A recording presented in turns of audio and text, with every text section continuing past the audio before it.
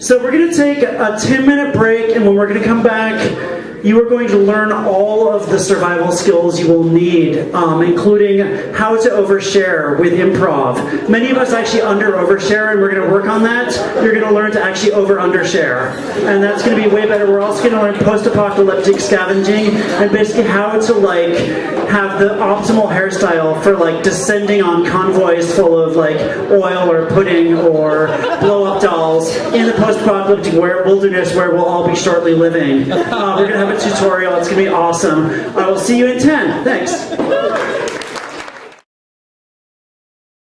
And so, you know, probably a lot of you were here under false impressions. You thought that we were here tonight to try and organize some kind of last-minute protest or have a fucking little petition that we pass around online or, you know, go out on the streets or whatever. But actually, no. We are here tonight to have an off-the-chain party to celebrate the death of the internet.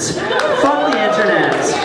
Because I'm going to tell you, things are going to be really different without the internet.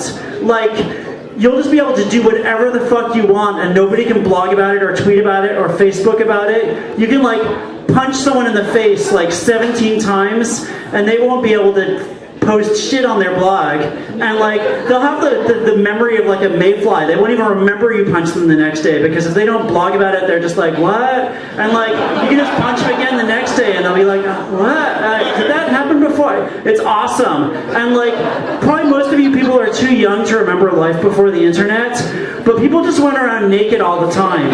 Like nobody wore clothes before the fucking internet, because A, there was no free porn, and B, you had to make your own free porn, and B, like nobody was going to post pictures on fucking Facebook or Flickr or whatever, and they were going to tag them with your name and shit, so you could do whatever the fuck you wanted, and it was awesome. So we're going back to that on Monday, and I think we should actually get a head start on that. And like, you know, if you ever watch an old movie where people just punch each other the whole fucking time, that's what life was like before the internet. Just like non-stop punching, pretty much. That's why old people have brain damage, okay? That seriously is why. And like, we're going back to it, and like, it's gonna be like a Rousseauan state of nature, you know? We're gonna be like living in like total, you know, it'll be nasty, brutish, and awesome, basically. Mostly nasty, in like a good way. And I fucking can't wait. In fact, I think we shouldn't wait till Monday. We should just pretend the internet is already gone. And like, who's with me? Let's just fucking start now. And like, you know, I want you to all to like, on the count of 3, to turn to the person to your right, and when I count to 3, just punch them in the face while simultaneously removing your lower garments. All of them. And just, are you ready? Can you do this for me? Of course you can. Okay, 1, 2, 3. Fucking pathetic. Okay, Jesus. Obviously, you know, you're all gonna, I'm gonna find you all and punch you as soon as the internet is gone, and it's gonna be awesome. But I guess we're not quite there yet. You guys are all fucking cyber sheep, and what are you gonna do? Fuck it. I don't know. So next up, we were insanely lucky to have the amazing Gail Carriger, who I've been like harassing for years to come and read here. She's like one of my favorite authors. She is a steampunk goddess. She has, you might have noticed the like posse of cyborg you know, courtiers following her around. She writes the Parasol Protectorate novels, including Timeless, Changeless, Soulless, and Bling. Yeah, and she has a new series coming out called, okay, I'm really cracked out. The Finishing School series will start next year with Etiquette and Espionage, and Soulless won the ALA's Alex Award. Nice. Pretty awesome. And she actually, before she was an amazing, famous steampunk author, she was like the world's greatest assassin, and she would like kill in these amazingly, like, she killed hundreds of people in these like amazingly elegant ways. Like she would have like a little kind of thimble that sent out a silken thread that would like kind of just burrow its way into your brain and kill you instantly. Or like, you know, she had these petticoats with like 1,000,000 clockwork grenades sewn into them.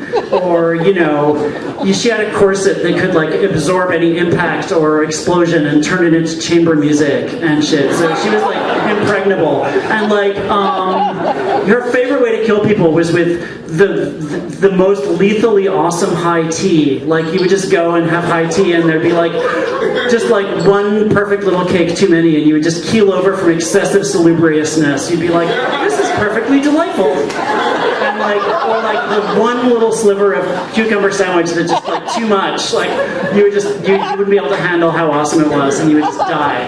And so she did this for years, and then she was hired to assassinate like a duchess of like the land of alabaster or something, and you know, and so she went and tried all her usual stuff, and there were like little, you know, porcelain ballerinas with razor feet, and like, you know, masked balls with like face melting masks, and like, you know, lots of tea parties, and it was just, she tried everything, and the Duchess was just always one step ahead, and like whatever she did, it never worked. This went on for weeks and weeks and weeks, and it was like spies versus spy, except in like ginormous, you know, petticoats and corsets, and it was, you know, it got more and more extreme to the point where they were like dive bombing each other with clockwork little figurines, and it was awesome. But finally they decided that neither of them could kill the other because they were too evenly matched. And so they met for tea, of course, and formed a pact that basically, since they were the two most lethal people on the planet, they were going to basically work in secret to become our overladies and rule over us. And so that's what they've been doing ever since. And in fact, those Parasol Protectorate novels are basically just like a giant coded message to the Duchess. They never meet in person, explaining all of their plans for world domination, which is why you should all read them and study them, because you're going to, otherwise, in a few years, you're just going to be like completely, you know, we're all going to be living in Gail Carriger's world, and that's just the way it's going to be. Actually, we pretty much already are all living in Gail Carriger's world, to be honest. So please welcome the amazing Gail Carriger.